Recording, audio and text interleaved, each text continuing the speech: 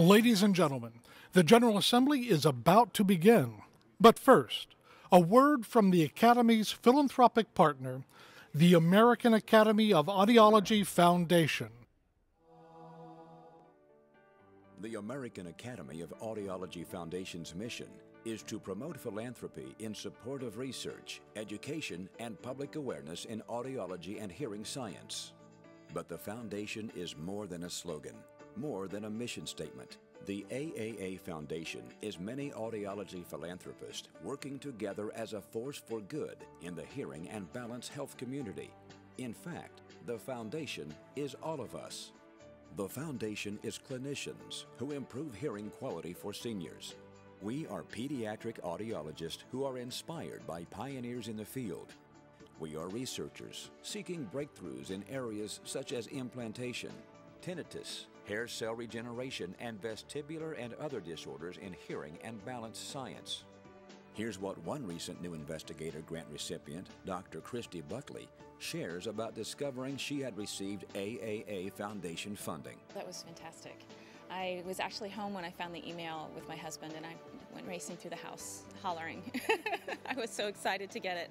I've been working on getting several grants, and this was the first one to hit since I'd been a professor. And so it was a huge lift for me and a lift for my research program to keep it going. For a new investigator, it makes a tremendous difference. Getting the large grants is a very complex competition, and it's very difficult to get them. And you have to have lots of pilot data in order to get those grants, and these smaller grants are what allow us to get that pilot data so that we can then successfully apply for the larger grants.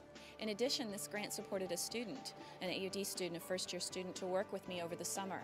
So she got experience working in research and is now more interested in research than she ever was before. In addition to promising next-generation researchers, the AAA Foundation is experienced private practitioners who diagnose hearing loss and fit hearing aids.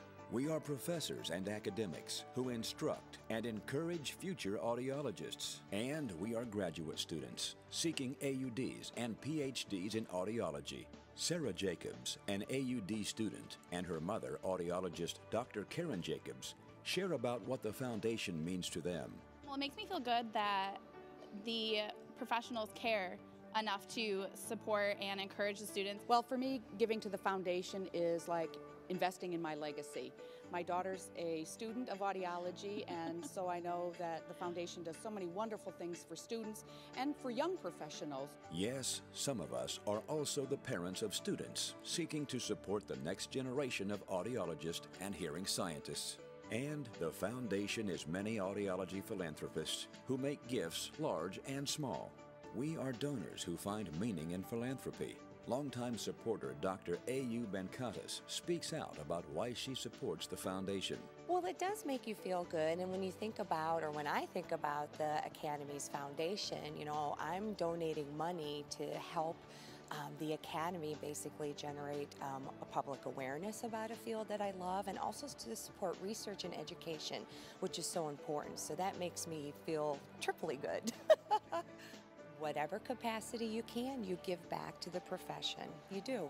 Yes, the foundation is all of us. And you too can become an audiology philanthropist. No amount of money is too small. Every little bit helps. I mean, $5, $10, sure, $10,000 would be fabulous, but we don't all have that. I mean, so every little bit helps, you know. You are making a great investment, really. Not everybody knows who they're going to touch, what they're going to do, but you go out there and you put your time or your energy or your money in the right place, hoping that it'll get to the people that need it the most. So I hope that they understand that their contributions are going to exactly the people who, in my opinion, are going to do something great with it. Every little bit helps. I mean, we talk about a drop of rain in a bucket, and if each of us puts that drop in there, our bucket will be full in no time. If all 11,000 members of the Academy contributed $50, not much more than a nice meal out for one person, that'd be $500,000 that could go out to these philanthropic efforts that we have. Yes, the foundation is you. With gifts from many, we will continue to accomplish great things for audiology and the community of those with hearing and balance impairment. Ladies and gentlemen, welcome to AudiologyNOW 2013, an experience in knowledge, science, and technology for audiologists. We now welcome the Anaheim Police Department Color Guard.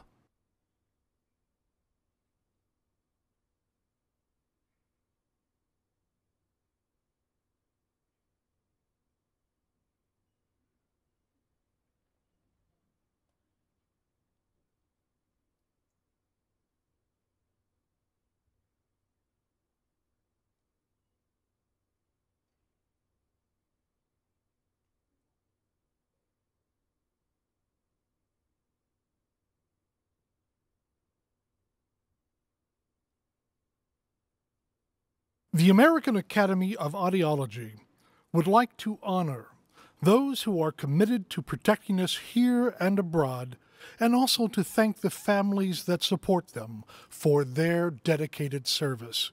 Could we all please take a moment of silence?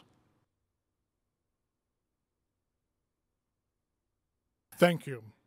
Here with us today to perform the national anthem are audiologists from around the country.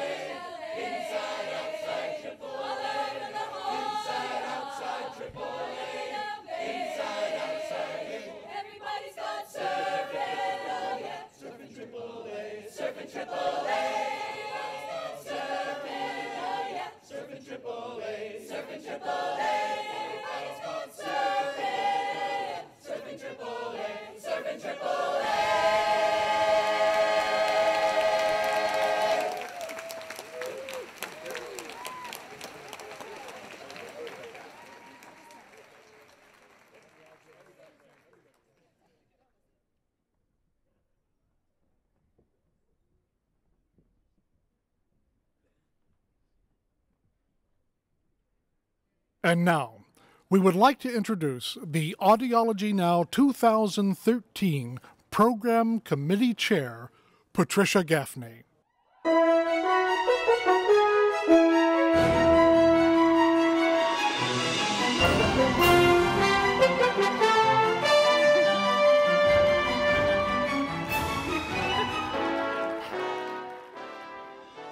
Thank you. Good morning and welcome to Audiology Now in sunny Anaheim, California. I hope everybody had a totally awesome time at the 80s theme Celebrate Audiology last night. This year we are celebrating the Academy's 25th anniversary. We are balancing a reflection on the past and a look ahead into the future. As a look back, Dr. Kaleni and colleagues presented this morning on intraoperative monitoring, an update on the talk he did at the first AAA conference. For more information on the history of audiology, a great featured session Friday morning at 8 a.m. will cover all of the milestones of our professional history. Our convention theme this year is Innovating the Future. As I tell my AUD students at Nova Southeastern University, we are in a field that is constantly changing, and we must adapt to meet the challenges of tomorrow. Our keynote speaker, Jack Ulrich, is a futurist, and he will be addressing these issues in his keynote today and a featured session tomorrow morning at 8 a.m. You won't want to miss it. I would like to thank my convention committee and subcommittee members. They worked hard all year to bring you great presentations this week. There are 59 featured sessions, 112 learning modules, 27 exhibitor courses, 142 posters, and many, many more sessions. The Foundation has sponsored 3 great lectures this year, including the annual Marion Downs Lecture. Be sure to get to these sessions a little early because they may fill to capacity. If cochlear implants are your area of interest, then check out the Cochlear Implant Mini Conference Saturday from 8:30 to noon. Dr. Renee Gifford has put together a great slate of presenters addressing cochlear implants in children ages 6 months to 1 year. We have something new for ABA certificate holders. There are new interactive Tier 1 sessions which will innovate your future by allowing you to use your phone, tablet, or laptop to answer questions during the session. In your program book, you will see the icon designation for these new interactive Tier 1 sessions. If you are looking for something to do after the sessions are over, you are welcome to attend the Chillax with the Pack event and the Honors and Awards banquet tonight. Tickets are still available for both. We listened to our member feedback from those who wanted more time on the show floor while earning CEUs.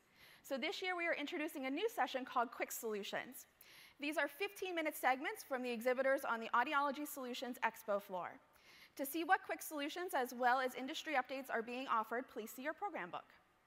Speaking of Audiology Solutions, this year we are having the Industry Connections reception on the show floor on Friday from 4:30 to 6 p.m., which also is the same time and similar location to the poster session and the new product showcase receptions.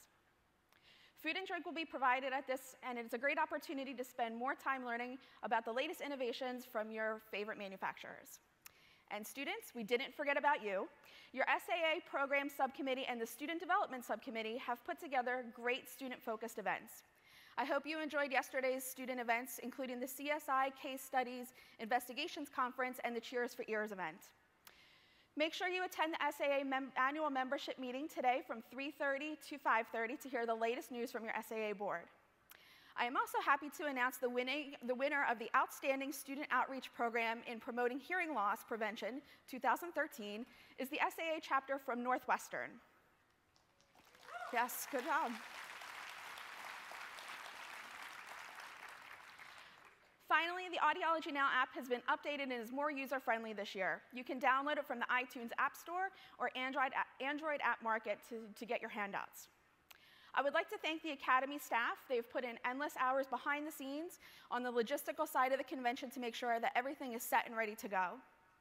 Thank you to the Academy board for giving me this opportunity. I've always wanted to be program chair, and it has been a very memorable experience. I hope everyone has a great Audiology Now, and thank you for attending. Please welcome the president of the American Academy of Audiology, Deborah Carlson.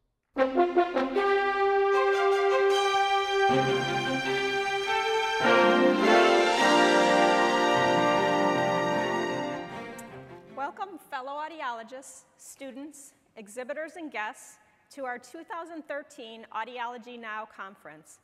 What a wonderful opportunity we have each year as we gather together, network with our colleagues, learn about exciting innovations, cutting-edge research, and products and services available to assist us in providing top-notch patient care.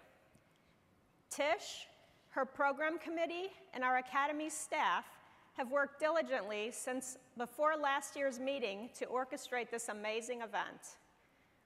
Over the next few days, try to experience as much as you can of what AudiologyNOW has to offer. We hope you'll return home and go back to work with incredible energy and enthusiasm about our audiology profession, perhaps needing a little rest as well. We hope you'll also enjoy an innovative and fast-moving General Assembly focused on celebrating the past, looking at the present, and a taste of our future. Though we ask you to silence your phones and tablets, this year we ask that you keep them handy to participate in some polling throughout the assembly. In addition, we will introduce you to podcasting as we record a session with our fellow audiologist and co-host of Audiology Talk, Dr. John Coverstone.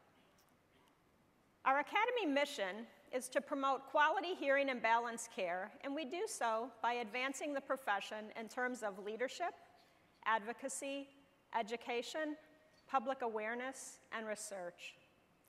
There are many avenues to pursue under each of these pillars, and our mission chart highlights just a few key items. Accomplishments in these areas would not be possible without the ongoing work of our volunteers. At this time, I'd like to recognize our many colleagues who give countless hours and unselfish energy and ask them to stand and be recognized. Please hold your applause until the end of these introductions. Please recognize our board of directors. Where are they? Thank you. Can't see you out there. Our committee chairs, members of committees and task forces, if you would join standing.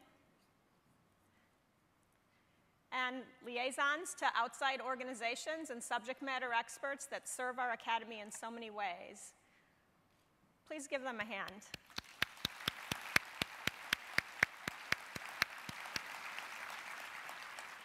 Finally, I would like to take this opportunity to announce our newly elected board members who will fulfill their roles on July 1st. Congratulations to our next president-elect, Aaron Miller, and our new board members.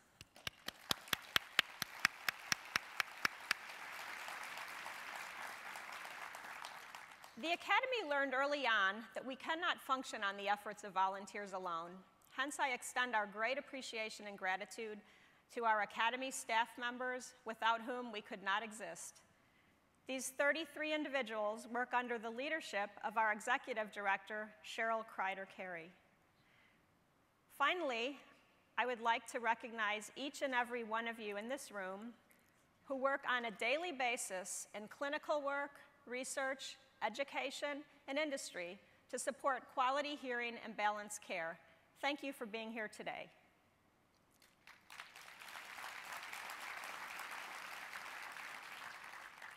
One of the pleasures of the presidency is a tradition started in 1998 to recognize the contributions of others who have stood out in some way during the president's term.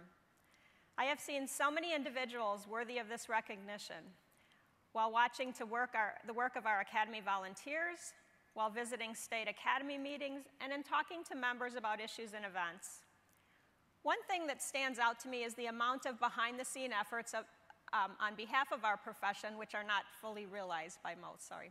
These efforts may be very focused and complex, they may be very broad and ongoing, or they might be simultaneously occurring at multiple levels. I wish to demonstrate these variations in today's presidential awards. About 3 years ago, the board recognized the growing need for a focus on compliance as it relates to understanding new regulatory requirements and monitoring existing federal regulations. The effort of culling through these changing and highly complex requirements, monitoring and understanding the work of oversight groups such as the OIG and the FTC, understanding the issues related to legislation such as HIPAA, ADA, and anti-kickback statutes are all compliance issues that we need to understand and adhere to, but don't have the individual expertise to deal with. This first award belongs to Dr. Kathy Fultner, Chair of our Practice Compliance Committee.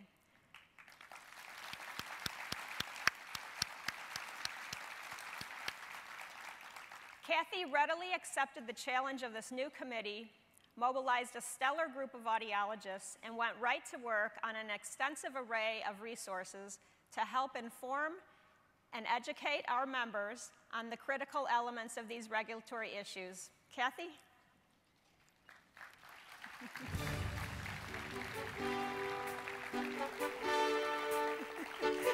I know, it's nothing to do with our emails.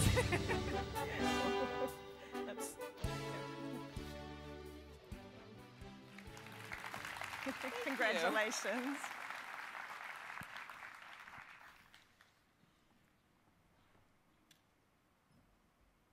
The profession cannot be fully served by the Academy alone, and it is our interdependent partners in the areas of philanthropy, certification, accreditation, and student development that support and promote excellence within our profession. Let's hear briefly from each of these groups. Can you feel the excitement at Audiology Now this week? I can, with so many opportunities for education, for innovative research, and strategies for public awareness. Well, that's exactly what the American Academy of Audiology Foundation feels, because those are exactly our mission goals and what we've been working for all year long. While here at Audiology Now, attendees will see products of the foundation here in action through 3 wonderful endowed lectureships, recognition of outstanding research, and support of several student programs. I want to extend a hearty thanks to all the corporate and individual donors who have generally provided assistance to our initiatives, including support to the Member Assistance Program, which has allowed several individuals who are temporarily without financial support to travel here to Audiology Now. As you've heard, 2013 is a magnificent celebration of the Academy's 25th anniversary. In recognition of this landmark, over 60 generous benefactors have stepped forward to support the Foundation's anniversary initiatives by becoming benevolent members of the Team 25 or serving as Foundation visionaries. Well, despite this record of good ideas and benevolence, unfortunately, we still have a number of unfunded projects that we are unable to fund. So, why don't you think about giving back to your profession? Won't you stop by the Foundation booth, offer your gift to our 25th anniversary program?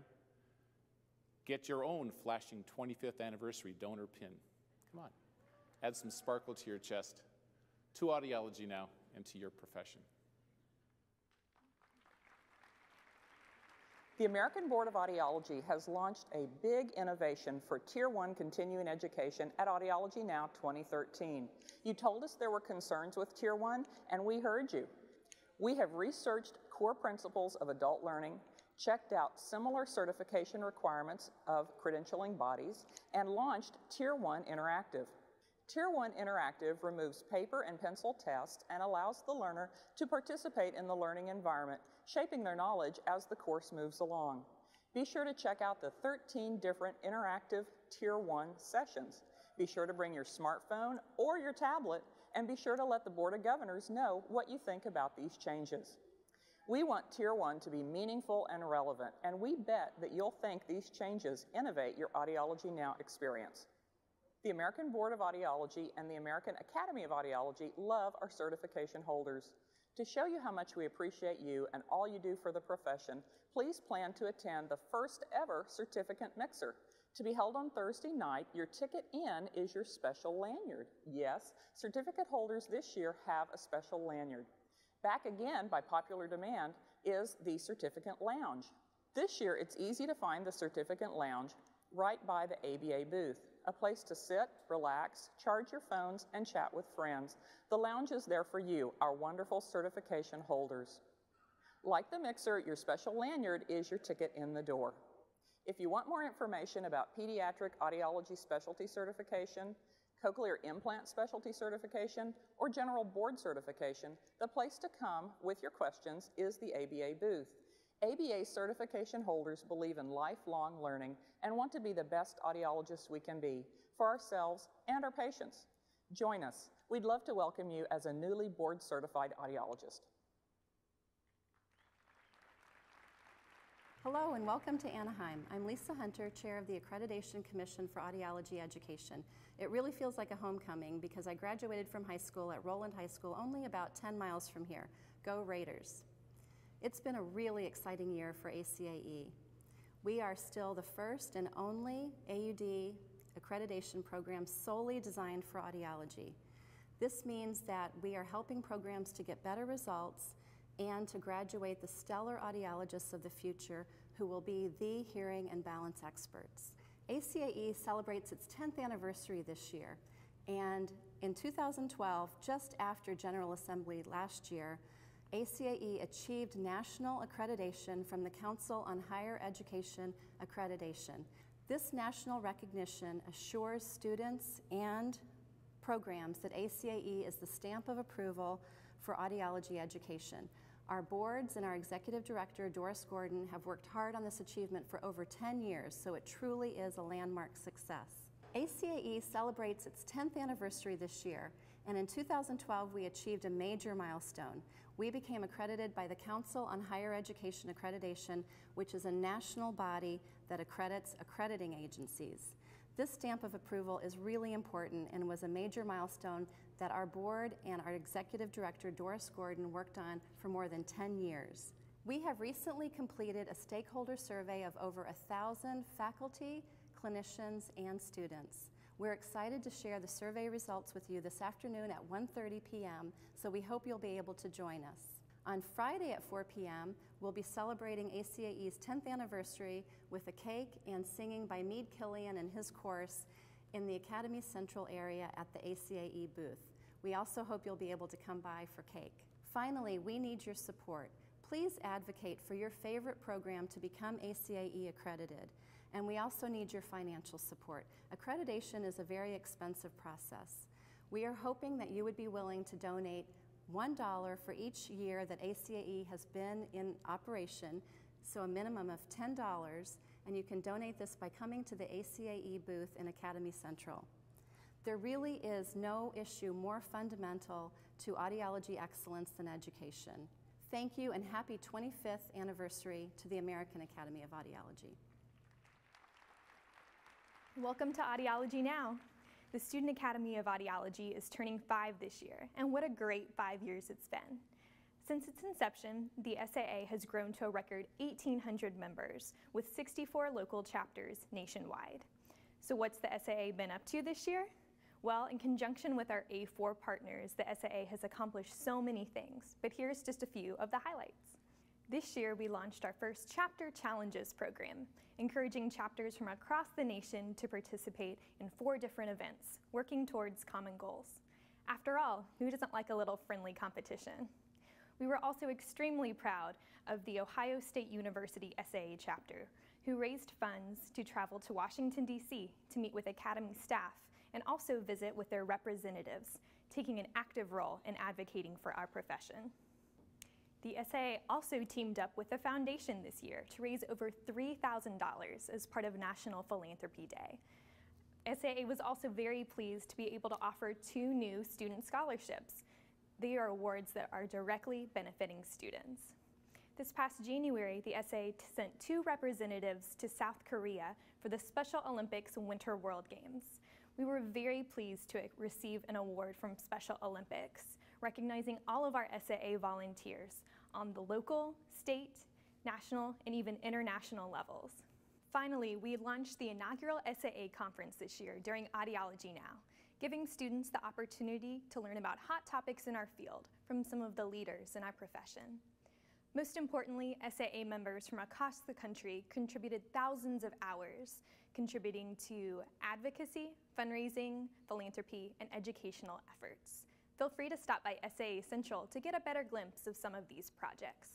All in all, the Student Academy of Audiology is taking an active role in innovating the future of audiology.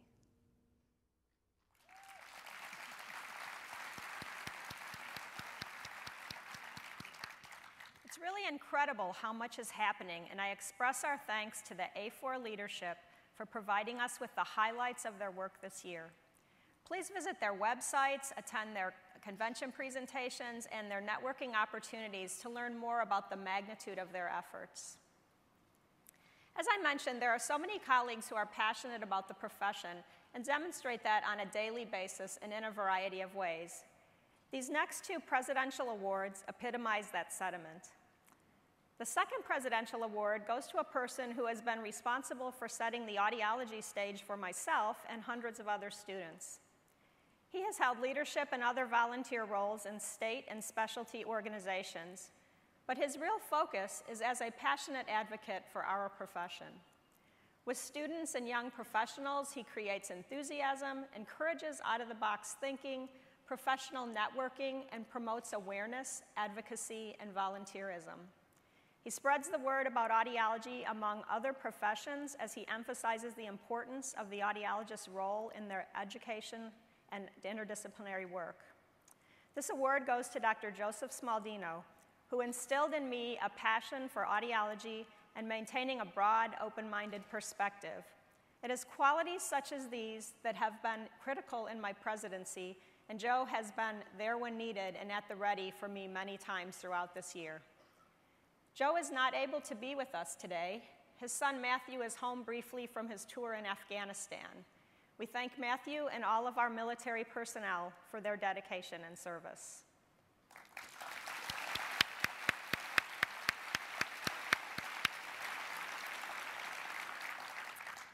The third award goes to someone who simultaneously advocates at national, state, and local levels with boundless energy and determination. The importance of advocacy at all levels is key to our professional growth, and leadership is critical. Dr. Gail Whitelaw is simultaneously engaged at the national level in an ABA leadership role, at the state level with the Ohio State Academy Conference, and locally through the OSU Leadership LEN program. At the same time, she's mentoring students about awareness and about their place in audiology. Gail promotes ongoing advocacy, leadership, and professionalism across the span of audiology. Gail?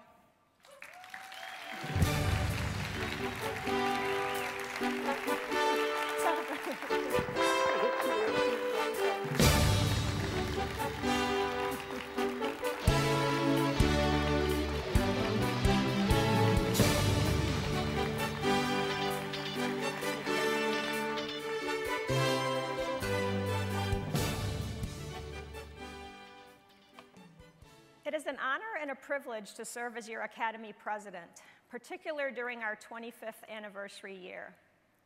At this momentous juncture, it occurs to me that there are many among us who are unfamiliar with the evolution of the Academy. Let's retrieve our phones and tablets and see how familiar our audience is with the history of the Academy. So our first polling question is, where was the first convention of the American Academy of Audiology? Was it in Key West, Florida? Was it in Kiowa Island, South Carolina? Was it in Houston, Texas? Was it in Reston, Virginia? So where do we think that occurred?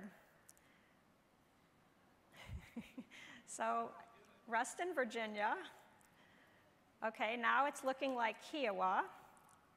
Nobody went to Key West. Oh, a few people went to Key West. There must have been some conference going on there. And Houston's getting a lot of votes. Kiowa's still standing out. Houston was definitely a player in the origins of the Academy, and we'll talk more about that in a bit. Certainly lots of Academy activity goes on in Reston, since that's where our national office is. And again, we had a few people that did go to Key West, Florida. So, so yes, it was in Kiowa Island. Okay. In 1987, our nearly 40-year-old profession entered a transitional phase, and shortly thereafter, the birth of the Academy. In an ASHA convention in New Orleans, during a panel presentation on the future of audiology, Dr. James Jerger pointed out the disparities in numbers of audiologists versus speech pathologists, an inadequate graduate training model, and the lack of a significant presence in the audiology presence in the professional journals of the day. His remarks that day were concluded with a challenge to declare the independence of audiology. Following an overwhelming response, a group of audiology leaders were invited to be part of a January 1988 study group in Houston, Texas. At the end of the first day, there was a unanimous vote to form a new audiology organization. Our first convention was held in 1989 at Kiowa Island, South Carolina. The Audiology Today newsletter and the AT Bulletin were created in 1988, and the first AT magazine came out in 1989, and the first journal of the American Academy of Audiology was published in 1990. The rest is history. At this time, I would like to ask the founders to stand and be recognized.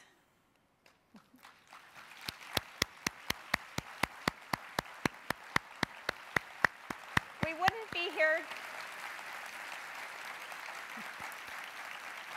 Stay up. We wouldn't be where we are today without their insight and their commitment to our profession.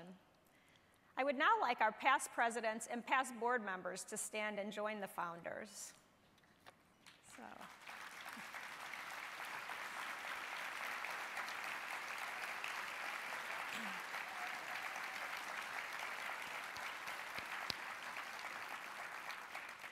All of these individuals have given of themselves unselfishly to build our academy to what it is today.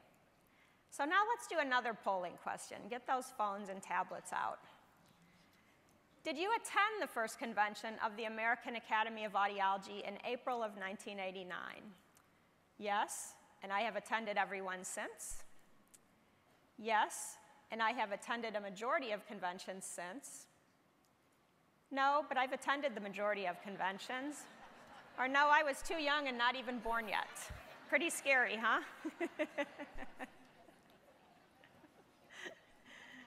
Okay. So we have a lot that weren't born yet, but that bodes well for our profession moving ahead. People will be there to carry on. We're slowly sneaking in that a lot of people have attended most conventions. There's a few of us who have attended every one. I guess some of us don't have a life. And a few more coming in. So we have a few that have attended every one since. And I don't know, I guess we don't have the number actually. But if you were at the first one, can you stand a second? I just want to see how many.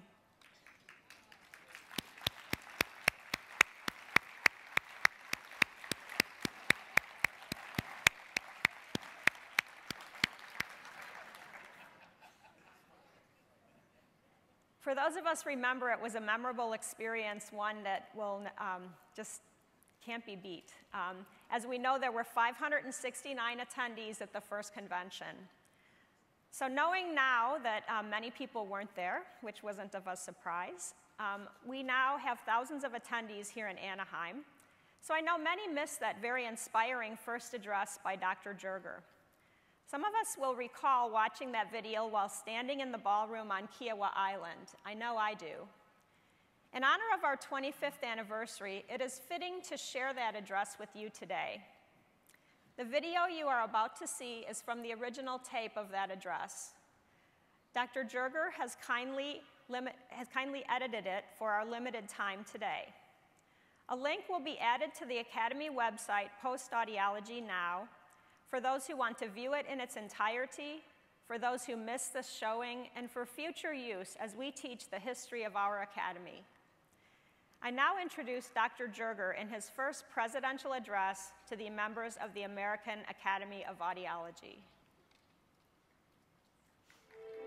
The history of audiology in the United States is the story of a relatively small number of extraordinary individuals, persons whose vision and courage fostered the growth and development of a viable new profession from a subspecialization within speech pathology. We are here today because of the unrelenting efforts of those pioneers. If there is a grandfather of the profession, an initial progenitor, it must certainly be C.C. Bunch.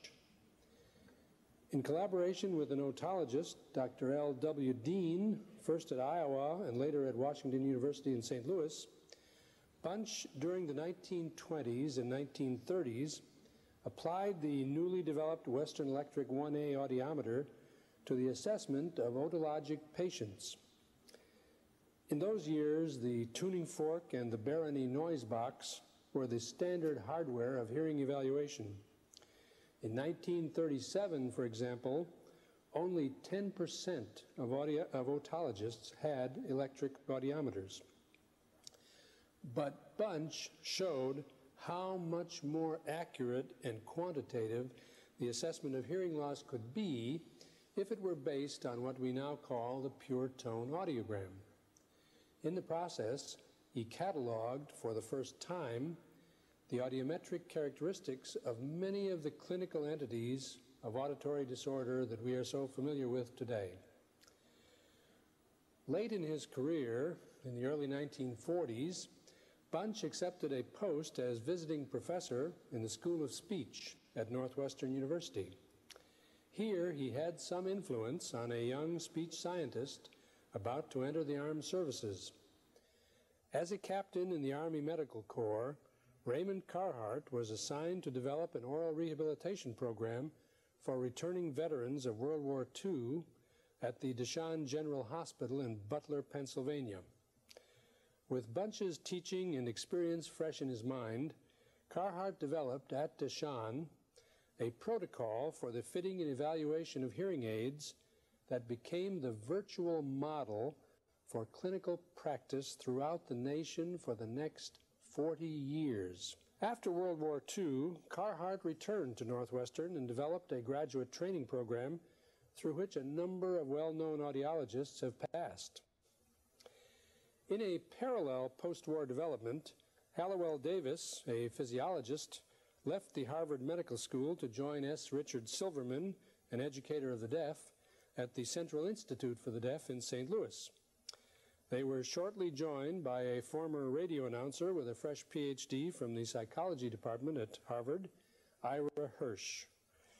This powerful triumvirate at CID pioneered both basic and applied hearing research in the decades after World War II, laying the foundations for many current clinical applications. During the 1950s, two giants of the past, Wendell Johnson at the University of Iowa and Max Stier at Purdue, were to exert a strong influence on the development of our profession. Neither was identified as an audiologist. Both had made their marks in other areas, especially stuttering and related speech disorders. But both were influential in lobbying for federal support of research in all areas of the communicative sciences, and this support in the 50s and 60s did much to strengthen the scientific base of audiology in the United States. Today, we stand on the shoulders of these giants of the past. Here at Kiowa Island, we are assembled for the first time as an independent profession. We have never been stronger, and the future has never looked better. We have truly come a long way. In the 1950s, when I entered the field, there were fewer than 500 individuals who called themselves audiologists. Most worked in otologists' offices, carrying out routine air, bone, and speech audiometry. Others worked in university training programs, VA hospitals, or independent speech and hearing centers. Hearing aids were evaluated by the speech audiometric techniques that Carhart had brought back from the war, and patients who seemed like suitable candidates for amplification were sent to hearing aid dealers to be fitted. But we survived those arduous years and saw over the next 3 decades an incredible burgeoning of technology which has impacted every aspect of our field. In the area of diagnostic evaluation, for example, we had at our disposal in the 1950s only one technique, the alternate binaural loudness balance test, or ABLB. Today, acoustic reflex and evoked potential measures have expanded our diagnostic potential by at least an order of magnitude. In no other area has this increased sophistication had a greater effect than in the evaluation of babies and young children. In the 1950s, we were taught that audiometry was extremely hazardous in children less than 3 years old, and that valid results depended more on the skill and insight of the examiner than on the inherent accuracy of the behavioral techniques then employed. Today, we can test babies of virtually any age, literally from the moment of birth. Early detection of loss, that elusive goal we had so long sought, is indeed a reality. The heartbreak of identifying a deaf child who is 3 or 4 years old before intervention is initiated need no longer haunt us. The past 30 years have seen the flowering of a full-fledged profession from the seedlings so carefully nurtured by those giants of the past. But the price of an independent profession is not trivial. There are still many enemies to be bested, many battles to be won. And just at the moment, the biggest battle is with ourselves. As the field has grown in so many new directions and down so many new paths, some have run ahead so rapidly that they have lost sight of the others. We cherish the diversity that finds some of us in university settings, others in hospitals and medical school settings, still others in private practice or in association with private medical practices, and a growing number of us in the public schools. We find our work and our professional satisfaction in a number of different settings. Some dispense hearing aids, others don't. Some emphasize diagnostic evaluation, others avoid it. Some spend a good deal of time in operating rooms, engaged in electrophysiological monitoring. Others will have no part of it. There is a broad and growing diversity to the activities of audiologists, and that is all to the good. It strengthens our financial base, and it heightens the importance of our position in the healthcare system. But accompanying this increase in breadth has been a tendency for those who follow a particular path to want to redefine the entire profession in their image. Thus, some who dispense hearing aids according to a particular philosophy would like to insist that everyone else who dispenses aids must conform to that philosophy. And some who eschew traditional audiologic activities in order to devote full time to averaged evoked potentials want you to believe that what they are doing will define the field in tomorrow's better world.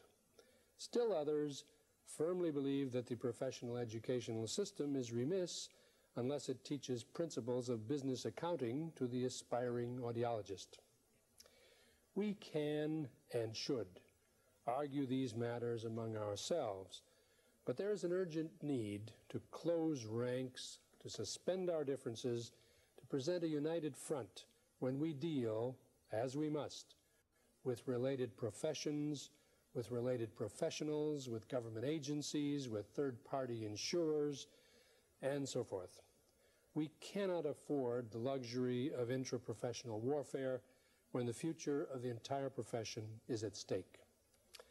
On this great occasion, as we declare before the world our independent status, let us put aside self-interest and unite under the banner of this new academy.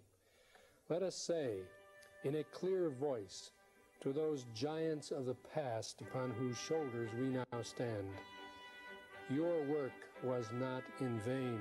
We have built upon your solid foundations.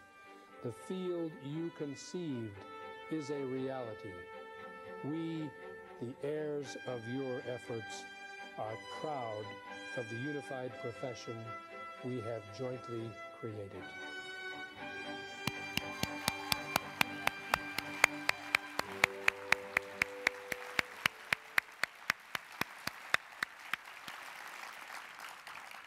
Wow, what an experience that is, and I hope you'll all enjoy that you had that opportunity and that we can teach that going forward while we have that access to that tape on the website.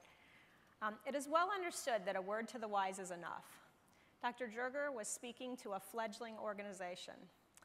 However, his words and his advice still ring true today. History remains, and we now add 25 years of professional gains, increased scope of services, and technological advances that we may not have even fathomed in the early years of our profession. Our expanding knowledge of auditory and vestibular physiology and the identification of relationships between hearing loss and chronic health conditions continue to highlight the importance of our profession in the healthcare arena. Technological advances will continue to offer opportunities to expand our outreach, change the level of service we provide and the manner in which we provide those services, and will likely influence the setting in which we practice. Progress will continue to propel us forward, creating more specializations and opportunities for interprofessional practice. But true to Dr. Jerger's wisdom, while we embrace the opportunities that abound, we must also remain cautious and resist the temptation to see the world of audiology from our own limited viewpoint. We must have a willingness to evaluate and communicate needs, determine solutions, and band together to be true to our profession. 25 years later, the Academy is nearly 12,000 members strong. We must be precisely that, 12,000 members working in concert to advance the entire audiology profession. The Academy was a dream come true 25 years ago and was established as our organization of, by, and for audiologists. We must continue to embrace the concept that our founders recognized, supporting what we have created. The Academy must be the sole voice of the audiology profession.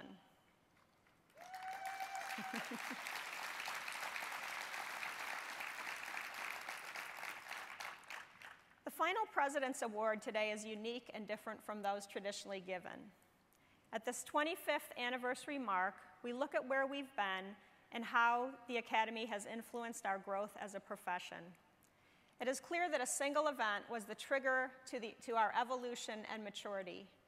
Were it not for the insight and forethought of Dr. James Jerger as he prepared for that 1987 panel on the future of audiology, we would not be where we are today.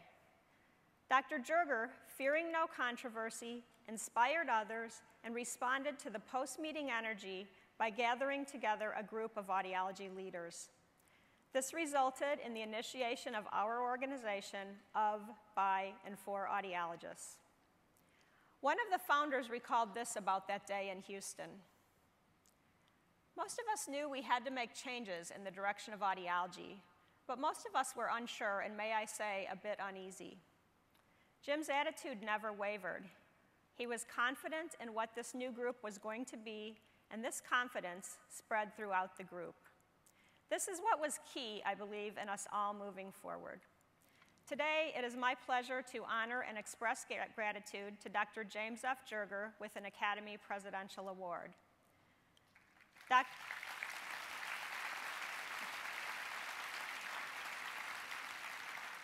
Dr. Brad Stack, also there from the start, has graciously agreed to accept this award on Dr. Jerger's behalf. Brad? Oh.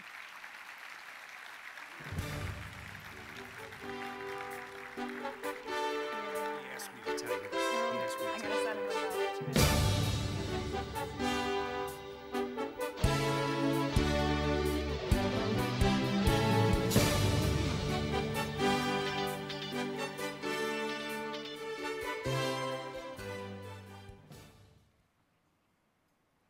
Oops, now I guess I go off.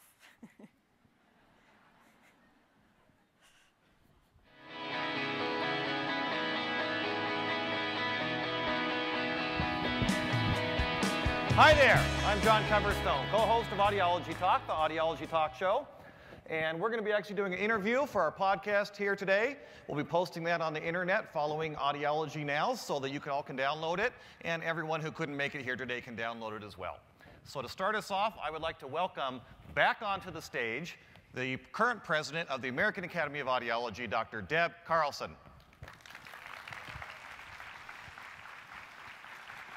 And I'd also like to welcome in, for the first time this morning, the president-elect of the American Academy of Audiology, Dr. Betty Borton.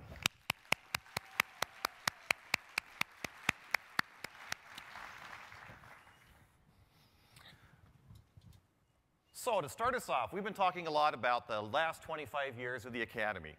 We've accomplished a lot, but there were times when there were people that said it couldn't be done or it won't work. So, how has the Academy met that challenge over its 25-year history? Well, the Academy has accomplished a lot over the years. Our 25-year history is full of, they said it couldn't be done, but we did it. Deb, as you pointed out earlier, creating an organization of, by, and for audiologists was no small task, especially in the shadow of a larger parent organization. Taking our membership from 32 to almost 12,000 in 25 years has been nothing short of amazing.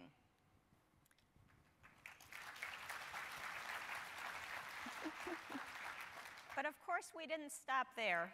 One of the most important things we've accomplished as a profession is our current standard occupational classification.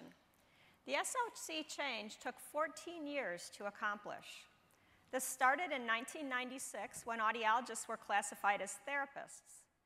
In 2010, we received our current designation under health diagnosing and treating practitioners.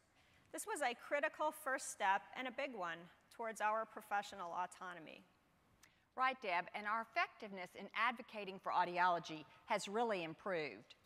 The acquisition of our Capitol Hill office in 2007 gives us a constant presence in Washington. The establishment of our PAC committee and the foundation has really increased the viability and the visibility of our Academy on so many fronts. Well, and of course, one of the biggest challenges we face is the dilemma of the CCCA. And as you said, Betty, they said it couldn't be done, but more than 10 years ago, the American Board of Audiology successfully developed a certification that was of and is of, by, and for audiologists, and is not tied to membership in any organization.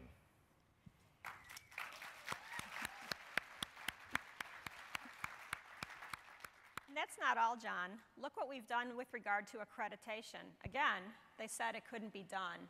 But ACAE has created a state-of-the-art, independent accreditation for audiology programs that is of, by, and for audiologists and promotes greater equivalency, quality, and consistency across training programs.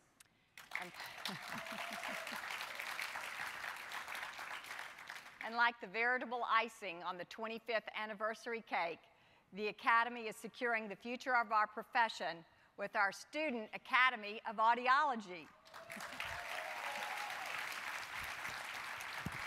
SAA offers students so many opportunities, including the inaugural Student Convention, which took place here yesterday and is another innovative first for this convention, for SAA, and for the Academy. Well, we've obviously done a lot in the last 25 years, but let's be honest, there are still some things that we need to address. What do you think those are? Well, one topic that we have a lot of work to do is focusing on reimbursement. I'm curious what the audience thinks. How about another polling question? Get out those tablets and cell phones. Are you happy with your current level of reimbursement? You have a lot of choices here. Yes, no, or I won the lottery, so I don't care what I get reimbursed. And I have to say, if anybody chooses number C, that you've won the lottery, I've got some really good friends at the American Academy of Audiology Foundation who would really like to speak with you after the General Assembly. Well, I don't think that took very long, guys. We see a trend emerging right away. Audiologists really are not extremely happy with their reimbursement. And you're right, John, we do have a problem. Let's take a look at our Medicare base payment amount for our core code of basic comprehensive audiometry. As we know, many insurances follow suit and base reimbursement on the Medicare physician fee schedule. It has dropped to over 20% in the last few years, and as of April 1st, 2013, there's been an additional 2% reduction on all fees as a result of sequestration. So now, let's see what we can influence on the reimbursement side. The Academy was awarded representation on the CPT HICPAC in 2011. The CPT HICPAC is where procedure codes are developed and revised. We still need to be at the table when it comes to reimbursement evaluation of these codes. The RUC HICPAC is the group that makes the recommendation for the value of our procedures and ultimately influences reimbursement. Currently, audiology is not uniquely represented in this process. We are working on behalf of the profession to change this. Another endeavor of the Academy was the Dobson-DaVanzo study that was commissioned to provide an evidence basis for direct access, an important step toward our autonomy. We'll present the study at the business meeting on Saturday. This study proved what audiologists have long purported, that direct access would save Medicare money. The data shows direct access to an audiologist would save Medicare nearly $250 million over a 10-year period. Further, patients who receive care from an audiologist have equal to or better patient outcomes as comparable to other Medicare payments.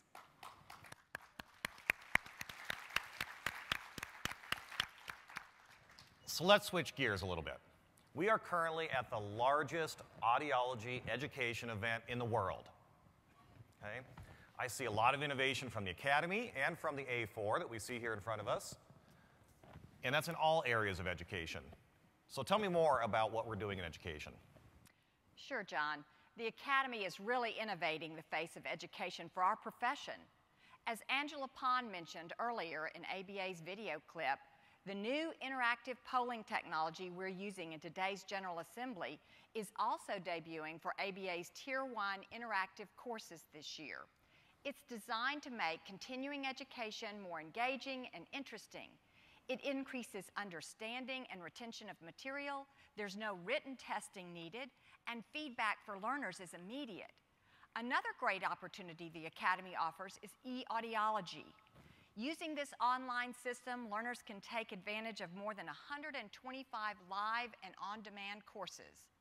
The new Green Book also offers Tier 1 CEUs and is available at our on-site Academy store. Finally, we're making a big impact on AUD programs with ACAE's innovative computer-based accreditation process. ACAE accreditation is now recognized by the Council on Higher Education Accreditation, which truly puts audiology on the map for excellence in education.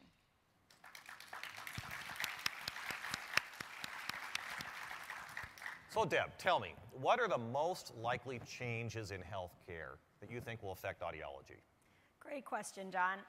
Healthcare is moving to a value-based system. That is, the best outcome for the cost. As a profession, we need measurable outcomes, but we need these on a large-scale basis. To do that, audiologists need to ensure the use of standard use of best practices. The Academy has many best practice guidelines. The most recent was a comprehensive guideline on pediatric assessment. The Pediatric Amplification Guideline has been revised and will soon be available. Guidelines on otoacoustic emissions and cochlear implant practices should follow later in the year.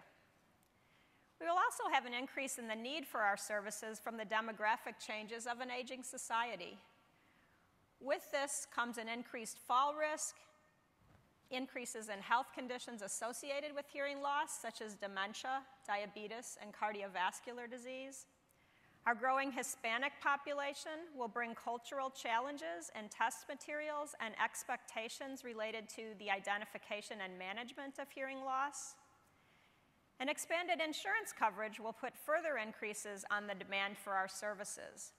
Much of that expansion will be in the Medicaid world, which brings challenges to related reimbursement and supervision issues.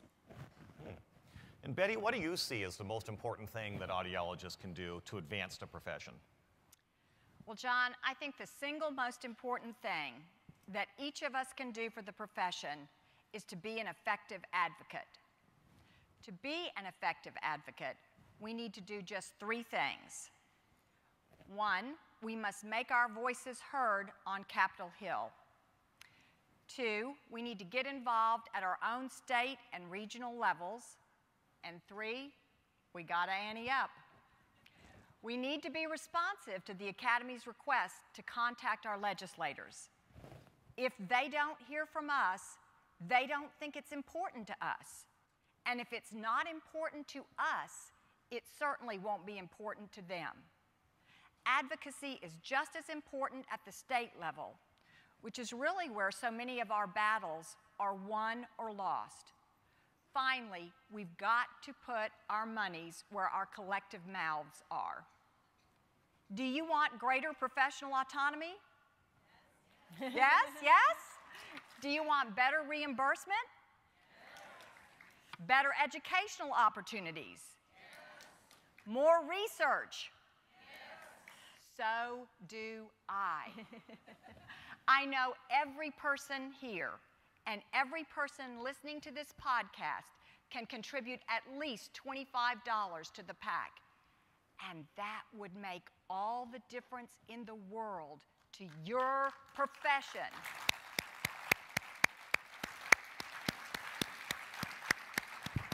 That was great. I want to thank you both for joining me, and we're almost out of time. But before we go, I'd like to actually ask the audience a question. And so we have a new poll up. I would like to know whether you have contributed to the PAC and to the AAA Foundation, either once a year, just occasionally. If you've never given, or be honest, if you don't know what the PAC and the foundation are, then choose D. But do it very discreetly so your person next to you doesn't see. And so we have a few coming in. That's a much more even split than I thought it would be. Yeah, it's interesting. We do see we have quite a few people that give regularly, quite a few that give occasionally, and quite a few that have never given. So I really want to encourage you to try to see if you can change that. And let's bring down that never given. And let's make that a minimal number for next year by just visiting the PAC booth or the foundation booth. I think it's the advocacy booth, isn't it? And just give a small bit. Again, if we all give $25, as Betty said, it makes a tremendous difference. So, thank you both so much for joining me here in Anaheim. Welcome. We've been speaking with Dr. Deborah Carlson, who is the president of the American Academy of Audiology, and Dr. Betty Borton, who is the president-elect of AAA. And Betty, you'll actually be joining Dean Flieger and I later this afternoon for more talking about advocacy and legislation in our regular podcast here at Audiology Now. I'm looking forward to it. And I hope that you all will join us as we record from Academy Central, or right outside Academy Central, each of the next 3 days here from sunny Anaheim, California. And now I have the distinct pleasure of introducing our keynote speaker for the General Assembly. Jack Oldridge is a renowned futurist and author of the best-selling books, The Next Big Thing is Really Small, How Nanotechnology Will Change the Future of Your Business, Into the Unknown, Leadership Lessons from Lewis and Clark's Daring Westward Expedition, and Jump the Curve, 50 Essential Strategies to Help Your Company Stay Ahead of Emerging Technologies. He has consulted with Fortune 1000 companies, and his work has appeared in hundreds of newspapers and other publications around the country. So, please join me now in welcoming our keynote speaker for the General Assembly at Audiology Now, Jack Oldridge.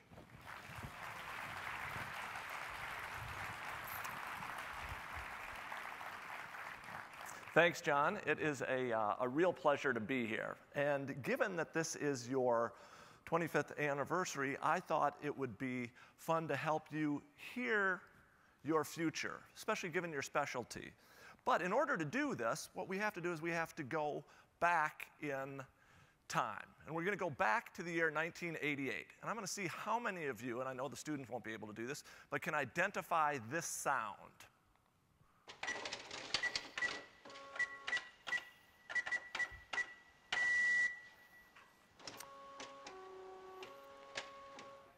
Any of you know what that was? It was a fax machine. And in 1988, the year the Academy was founded, this was on the cover of Popular Science. This was the state-of-the-art technology. I think we've all heard a lot of change in the last 25 years. But hearing this change is hard. And now I want to go back to 1993 and see how many of you can identify this sound. And this really is hard.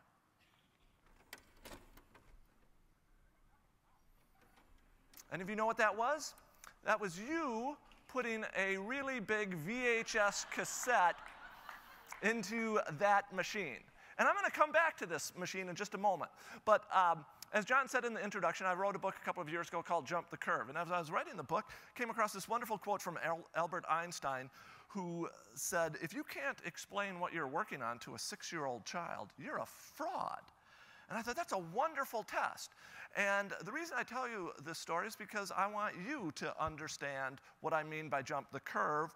But as I was thinking about that quote, this is a picture of my son, Sean. And when the book came out, he was only 6 years old. And I thought, ooh, I'm going to see if he can understand what I mean by jump the curve. And I was struggling with how to do this. But then it dawned on me. One day he came to me very excited he'd lost his first tooth. And I thought, ooh, I'm going to teach my son how to jump the curve. So I said to Sean, I said, imagine the tooth fairy this evening comes to you and presents you 2 options for your teeth. And all babies have 20 teeth. Option number 1, tooth fairy is going to give you $5 per tooth. His eyes get really big. I go, no, hold it. That's just option 1. Option 2, tooth fairy is going to give you a penny for the first tooth, 2 for the second, 4 for the third. It's going to double 20 times. Which one are you going to take? Without batting an eye, he goes, I'm taking the $5. That'd be $100, Dad. I go, no, Sean, you have to learn how to jump the curve, because do you actually know what your 20th tooth would be worth? He says, no. I go, well, I'm about to tell you. It would be worth $5,242.88. He promptly says, no way. I say, yes way, son. And now let's plot that penny doubling out on a graph. And we do. And early on, the line looks insignificant. 1 penny, 2 pennies, 4 pennies. Doesn't really look like it's going anywhere. But after just 20 doublings, that curve shoots up. The reason you need to know how to jump the curve is because there are now 9 technological forces that are doubling anywhere from every 4 to 24 months. It is computer processing power, it is data storage, it is bandwidth, it is the sequencing of genes, it is advances in biotechnology, nanotechnology, robotics, 3D printing, sensor technology. All of these trends aren't just creeping up linearly, they're shooting up exponentially. So if we want to hear the future, what we have to understand is the future is going to be in a decidedly different place than it is today. And now I want you to go back to that VHS cassette for a moment. Anyone recognize who this fellow is? His name's Reed Hastings. He's the founder of Netflix. And he's the epitome of someone who can jump the curve.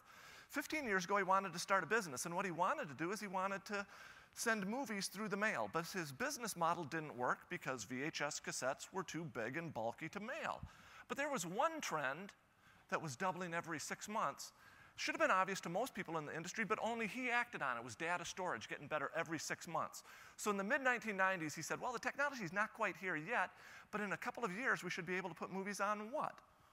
On DVDs. And when we do that, I will be able to mail them. And that's exactly what he did. He created a very successful business. But it gets more interesting. He jumped the curve in 2005. He looked out to the future. He said, oh, bandwidth is doubling every 6 months. So around 2010, we should be able to do what with movies? Stream them. And Netflix became an even more successful company. These trends were obvious to other people in the industry, but for whatever reason, they could not bring themselves to jump the curve. And how many of you have seen something like that in your community? One of my messages to you is every trend I tell you about is here today, but what we have to do is understand where these trends are headed. But I think this is fascinating that Reed Hastings jumped the curve again in February. Anyone see the news?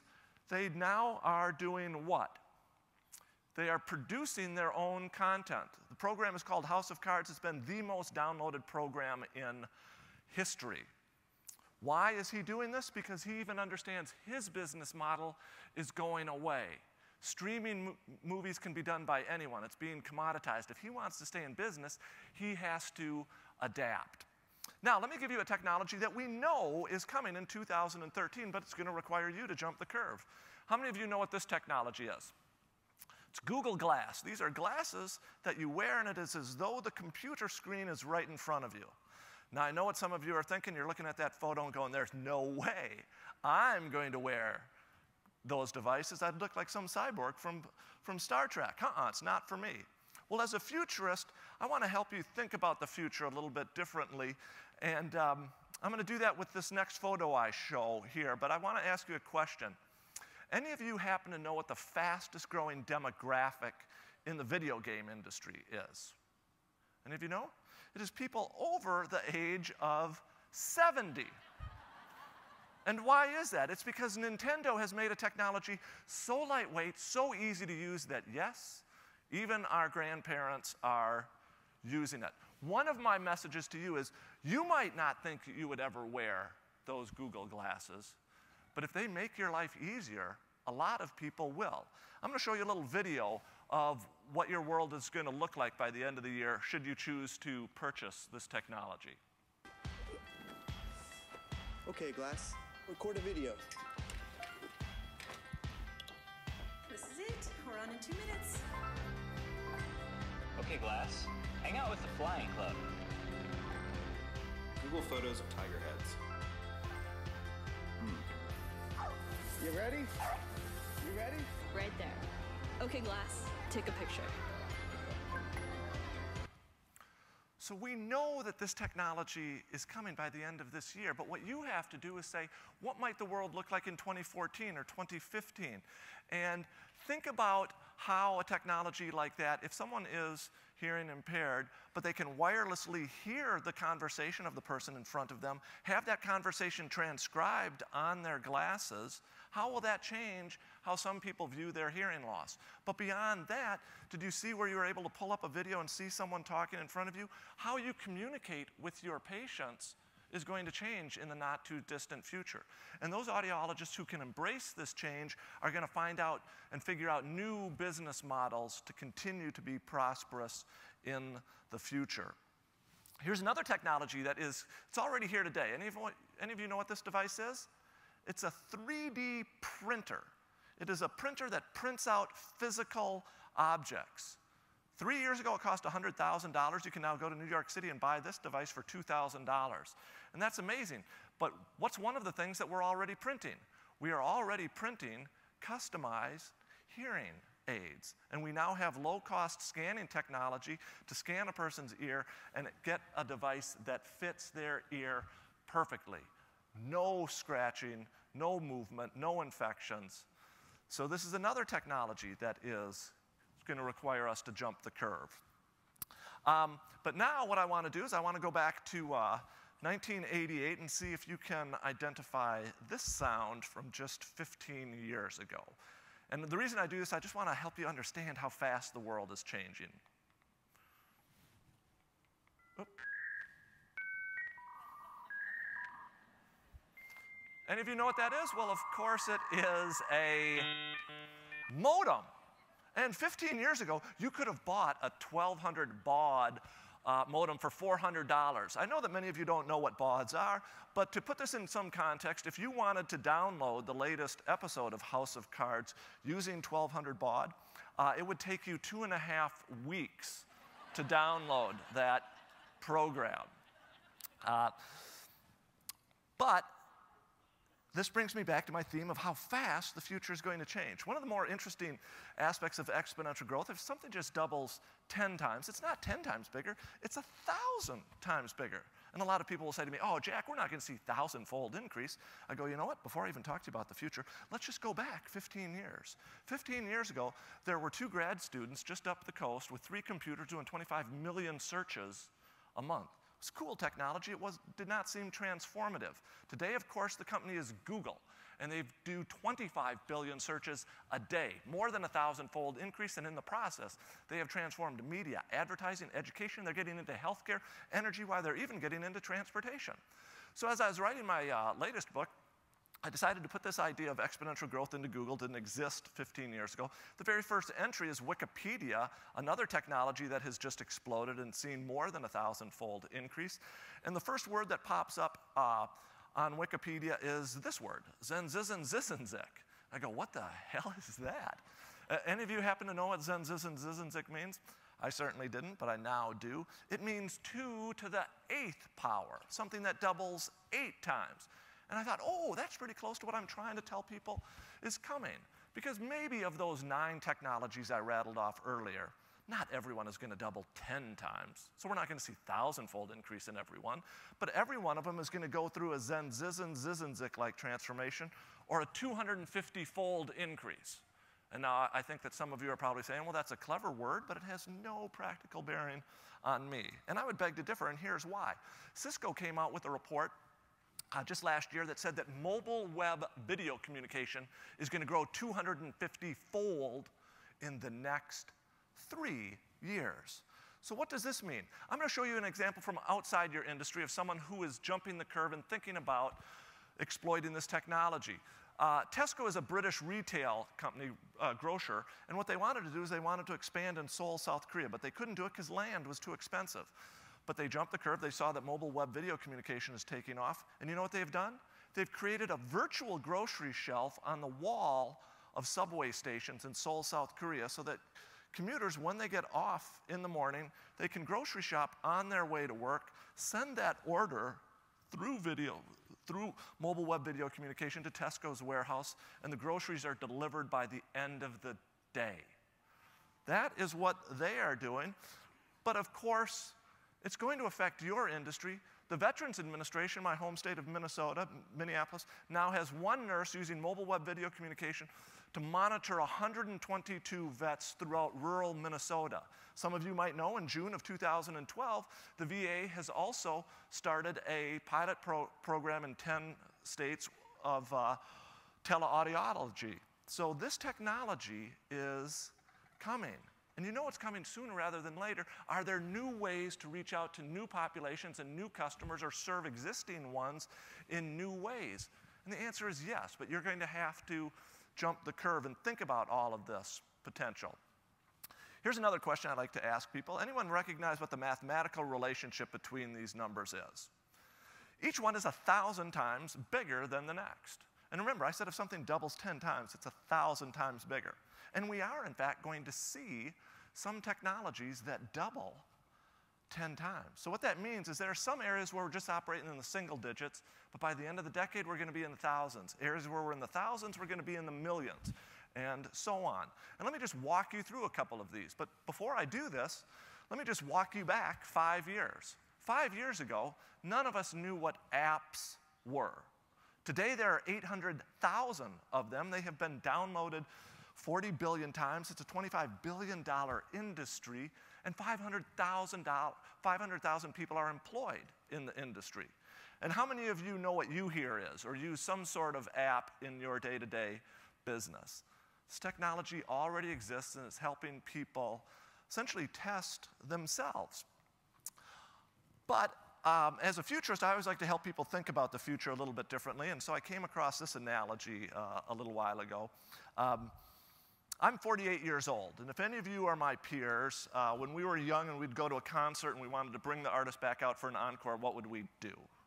We would hold up a lighter. Just why some of us had a lighter, none of your business, but it seems like a couple of us did. But before I go any further, because this is the 25th anniversary, I just want to find out, I want to sort of see who my audience is. So if we could go back to 1988, how many of you would light a lighter for this artist? Couple of you? Good. What about this artist? Okay. What about this one? Come on, I know there are a few of you out there. But I know that you're curious. What was the #1 song in 1988? If you're curious, here it is. So again, I digress. But as I said, I went to a lot of concerts as a young man, but my kids are now teenagers, but for about the first 12 years after they were born, I was just too busy. I didn't go to any concerts. But I went to one 2 summers ago, and the big difference was what? Kids were, and other people were holding up what? Cell phones. Like, oh, that's a curious difference. And then I went to another concert just this past summer, and the kid next to me had downloaded a Zippo Lighter app on his phone, and he flicked it, and he was like, woohoo! And I thought to myself, well, that's really weird. But then I thought, no, that's a wonderful metaphor for the future. We're still going to do the same things we have always done, but how we do them as a result of smartphones or Google Glass is going to change in some curious ways. And let me give you an example of this. Some of you might have seen this. It was on national news just a couple of weeks ago. This is an app that's coming out in 2013. Watch what he does with his cell phone. And we'll just pop this iPhone into it like that. He shows how simply his modified iPhone produces a cardiogram for a patient. So you just put your fingers on that. There you go. And in a second, in the first second, then it stabilizes. There it is. The device was approved by the FDA in December and is now sold to physicians for $199. For $199, an electrocardiogram machine in a hospital today costs upward of $30,000. You can't tell me that this technology, mobile, is not going to transform healthcare in some profound ways. And what we need to do is we need to start thinking about what's coming next and how we harness these tools to do what we've always done, but to better and to reach new populations.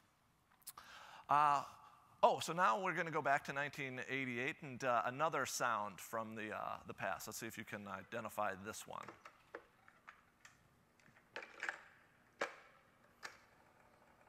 Any of you recognize what that was? That was a Walkman. And that's how I was listening to my music. And as we know from 25 years ago, many of us, my peers, now have some modest hearing loss because of devices like that.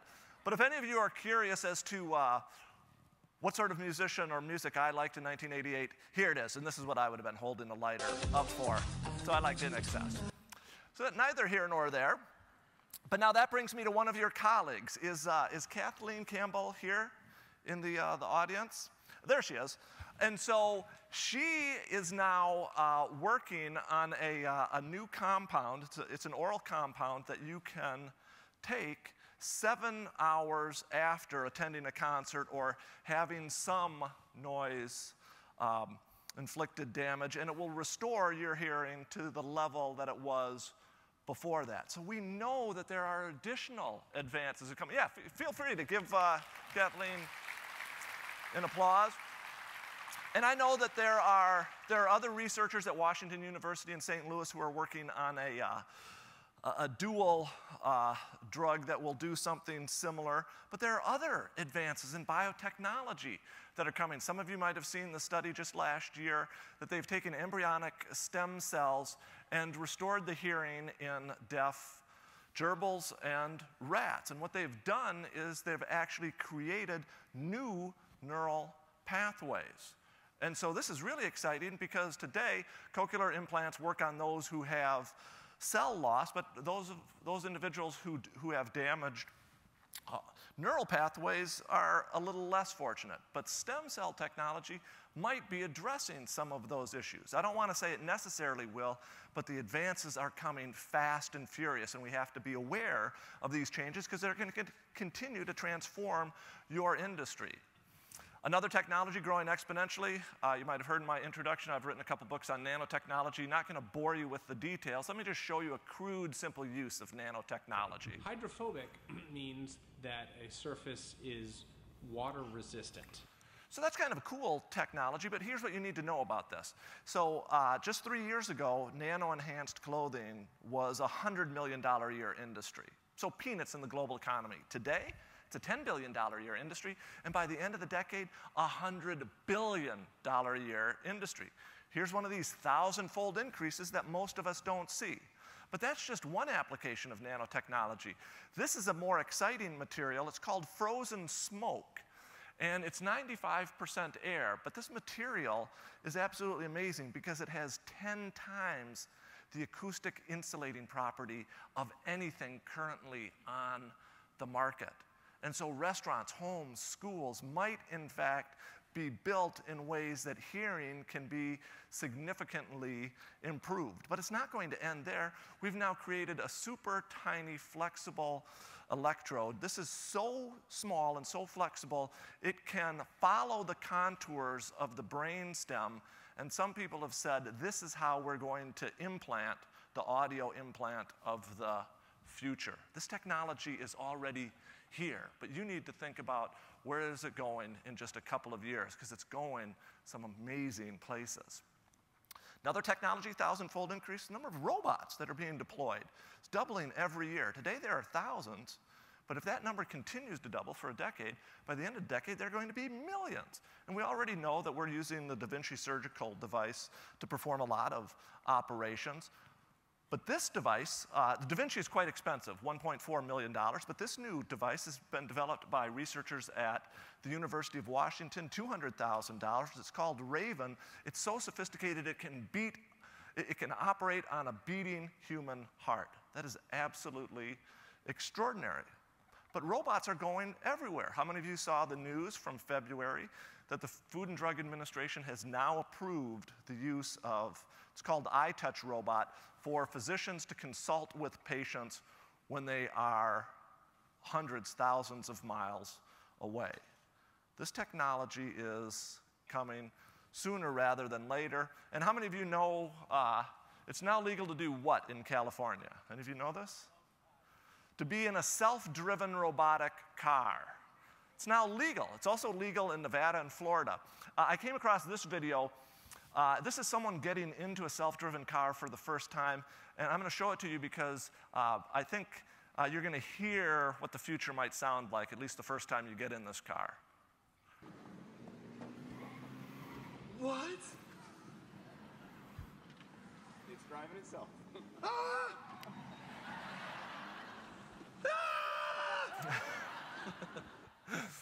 So, I just thought that was funny.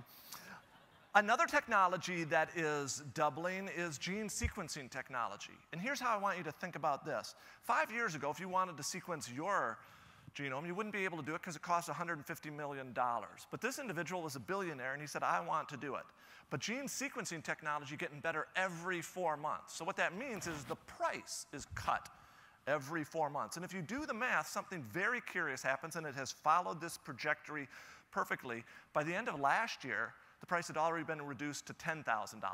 By the end of this year, you and I are going to be able to do it for $1,000. And get ready for this. By the end of the decade, it's going to be more expensive for you to flush your toilet than it is to sequence your genome. That is extraordinary. But as we sequence genes, what we're discovering is we might be able to treat diabetes better, obesity, cystic fibrosis, all which are in many ways have associations with hearing loss. So if we suddenly address those diseases, maybe some of your clients will be fixed. But there are also other extraordinary advances in coming. We just have to be aware of them. Another technology, doubling 1,000 times. A lot of us like to think because we have laptops and cell phones, we've lived through the computer revolution. We're but a fraction of the way into this. here's how I want you to think about this. So this is a supercomputer. A couple of years ago, it was donated to a university capable of 70 trillion calculations per second. I could not wrap my head around 70 trillion. So I called up the head of the supercomputer center and said, say, I'm writing an article. Could you help me and my readers understand 70 trillion? And being a university professor, and no offense to those of you who are university professors, he thought about my question for a moment, and then he goes, no, I can't do that. And he hung up on me. And I thought to myself under my breath, bastard. But to his immense credit, he called back and he said, how old are you? And at the time, I was 45. So he goes, well, 25 years ago, when you were in math class, all you had was a handheld calculator. I go, yeah, that's all I had. He goes, well, if you wanted to do 70 trillion calculations on that device, and that's all we had 25 years ago, he goes, it would only, and he used the word only, he goes, it would only take you 60 million years to do what this machine does in 1 second. That is humbling. But one of the things we have to appreciate is even our tools are getting exponentially more powerful, and that's why the future is accelerating down upon us. And how many of you are Jeopardy fans? Remember this from 2 years ago now? IBM's supercomputer went on Jeopardy and crushed the all-time human champions. And that was 2 years ago. That was a game show, but the technology has continued to progress, and some of you might not have seen this. Sloan Kettering, one of the world's leading cancer hospitals, has just hired Watson. Memorial Sloan Kettering Cancer Center and IBM are at the forefront in building new technology that will use IBM Watson and complex analytics to better treat cancer patients. With medical information doubling every 5 years, finding new ways to make evidence-based decisions has never been more critical. That's extraordinary, but it's not going to stop there. How many of you now have the already tragically outdated iPhone 4S? Just came out a year ago, and when it came out a year ago, what was the latest, greatest advance? Siri, artificial intelligence. So you ask it a question, it gives you an answer. It does a pretty good job, but it sometimes makes silly mistakes. What we have to appreciate is the artificial intelligence and the computer processing power are going to get 1,000 times more powerful in the coming decade. So what might that mean? Well, IBM is working on something they call cognitive computing. And just watch this short video clip.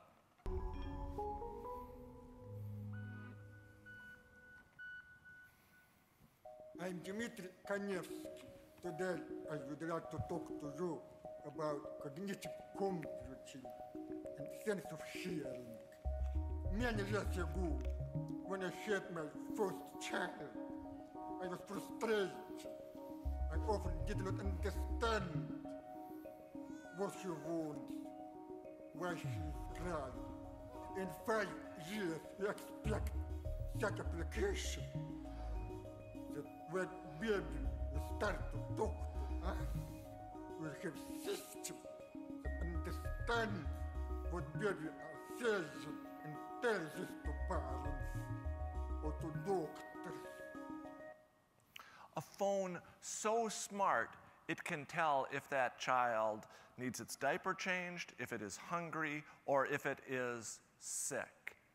Our devices of the future are suddenly going to say, you have been in this loud environment for this period of time. I suggest if you don't want to get any hearing loss, you might want to leave this environment. Our devices are going to go from us asking it information to telling us information.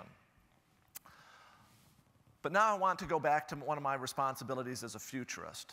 And I'm going to do this by asking you a question. And what I want you to do is I want all of you to picture a lake that you are familiar with. And let's say it's the first day of April. And on the first day of April, there is a single lily pad on this lake. And it is of such a size that if it continues to double every day in April, so on day 2 there are 2, then it goes to 4, 8, 16, 32, 64, keeps doubling, and by the end of April, on April 30th, the entire lake is covered. Can everyone kind of picture that progression? But here's the question. On day 20, so 2/3 of the way through this doubling exercise, what percentage of the lake do you think would be covered? Any guesses? The answer, I heard it here, is actually, someone said 1%. That's actually a little high. The answer is, and this surprises a lot of people, is 1/10 of 1%. And I know that most of you are going, what? No way. You've just spent the last 30 minutes telling me how fast exponential growth grows, and you're telling me that a lily pad after 20 days just covers 1/10 of 1% of the pond? Yeah, in fact, that's exactly what I'm telling you. Because what else did I tell you? If something just doubles 10 more times, how much bigger is it? It's 1,000 times bigger. So here's what happens in the next 10 days. By day 25, still a little over 3%. It's not until day 29 that we finally get a little over 50, and then boom, the whole thing is covered. Why do I tell you this? It's because I know a lot of you are saying, well, if the world is changing as fast as you say, how come my world feels pretty much the same? The reason it feels pretty much the same is every technology I've told you about has in fact doubled. What you have to appreciate is we're just at day 20. The really big change is just ahead of us. That is the future we are all preparing for. So I know this can be a little overwhelming, so I want everyone to just take a deep breath with me. And I want to prove to you that we have lived through this. But in order to do this, I am going to go back to your founding year, going to go back to the year 1988. And can any of you remember what movie this came from? Wall Street. And to demonstrate that Michael Douglas's character, Gordon Gekko, is this high-powered Wall Street executive, what device did they show him using? It was that brick-like cell phone. It was the Motorola Dynatec 8000X. Doesn't that just reek of power and prestige? And back in 1988, it did, and it only belonged to the wealthy. But now let's fast forward to today, and this is a real picture from Wall Street. It's an unemployment line, unfortunately, but if you look closely, what does every unemployed person have? A cell phone, but it's not just a cell phone. It's a smartphone. You can access the internet, you can social network, you can store every song you ever purchased on it. If you are so motivated, you can now produce your own movie on it. And now many of them have Siri, so it has artificial intelligence on it. So it is a demonstrably more powerful tool available at a fraction of the cost, and mobile devices like those lily pads have exploded out and transformed the world around us. What you have to wrap your head around and start listening carefully for is there are similar technologies that today are big, bulky, and expensive, but they're going to get better, faster, lighter, cheaper, and they're going to explode out and transform the world around us. And so now this leads me into the session I'm going to talk about tomorrow. If we want to embrace the future, one of the key attributes is we're going to have to learn how to unlearn. And I'm going to set this up with a question. And what I want you to do is I want you to turn to your neighbor and tell your neighbor, answer this question for your neighbor. What two colors are the yield sign? Go ahead, turn to your neighbor, tell your neighbor what color the yield sign is. And so if you said yellow and black, congratulations. That was the correct answer up until, and here's the kicker, up until 1971.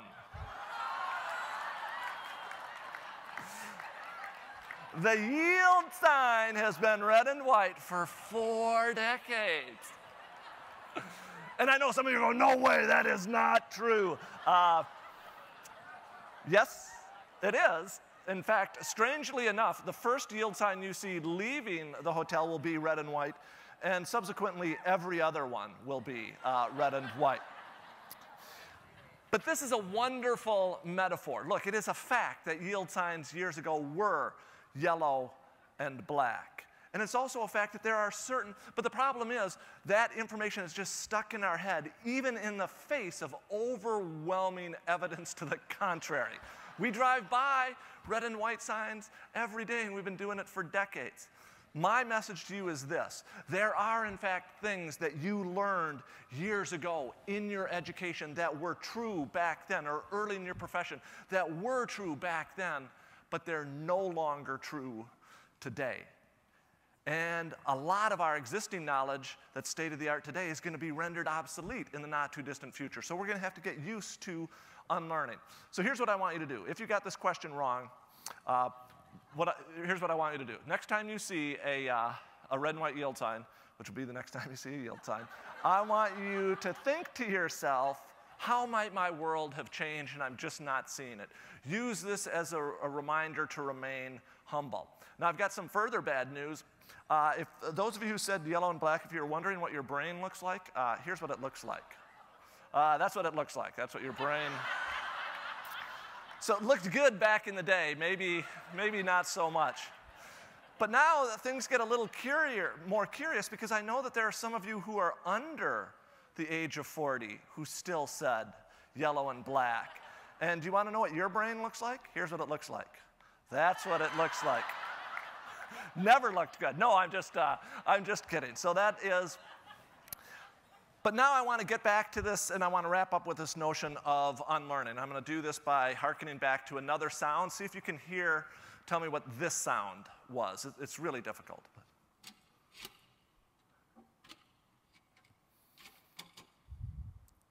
It's a little difficult, but it was a floppy disk. But now, that brings me to this video. Often we look at new technologies and we think we understand how they work, but sometimes we're off. And let's just see how this fellow deals with this new technology.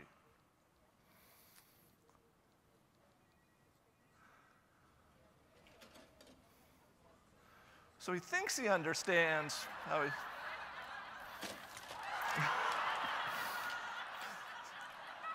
So one of my messages to you is, we know that there are going to be some new technologies coming, but you're going to have to unlearn what you think you know first. And if that one didn't work for you, let me just go back a little further in history, see if you can identify this sound. It is, of course, a typewriter. That is correct. But now, let me show you another video from the late 70s. This woman is looking at a new technology, and again, she thinks she understands how it works, but she's just a little off.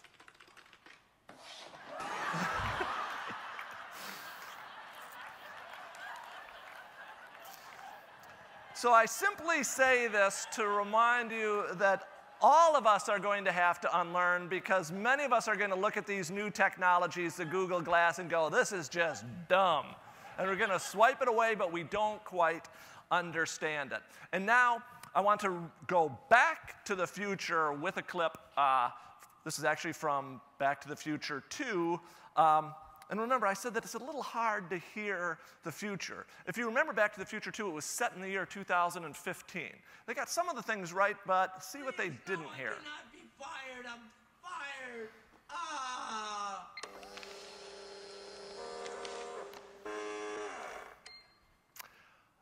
The fax is not so 2015, just for your information. But again, hearing the future and trying to predict it is a little hard, but it's not impossible. And I want to actually go back to the year 1987. And similarly to how Dr. Jerger was thinking about the future of your organization, 1987, some of you might know, Steve Jobs was fired from Apple. Why? Because the executives wanted to focus on desktop computers, but he had a different vision. And he put, this was one of his last acts before he was fired in 1987. And this video, produced in 1987, was set in the year 2012. And just look at the device that he was thinking about. You have 3 messages. Your graduate research team in Guatemala, just checking in. Robert Jordan, a second semester junior, requesting a second extension on his term. So it is not quite the iPad, but it is remarkably close. And now, I just want to leave you on this message. I know that the pace of change fills a lot of us with anxiety. But here's the best way to get over all of that anxiety. And here's the trick. It's been said that the best way to predict the future is to create it yourself. These tools exist today. And just as Dr. Jerger helped create this organization 25 years ago, you can similarly harness these tools to create an even bigger, brighter future for the next 25 years. So with that, thank you very much, and hope to see you tomorrow.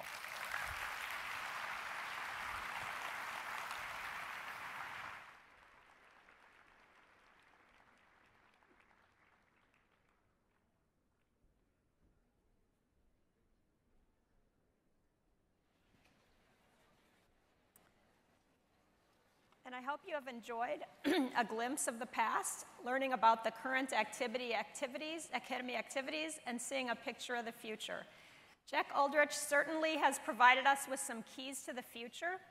How will we prepare ourselves? Join him tomorrow at 8 for a follow-up discussion on The Future Requires Unlearning. Thank you for being here. Enjoy Audiology Now in this time with your fellow audiologists. The exhibit hall is now open. See you next year in Orlando for Audiology Now 2014.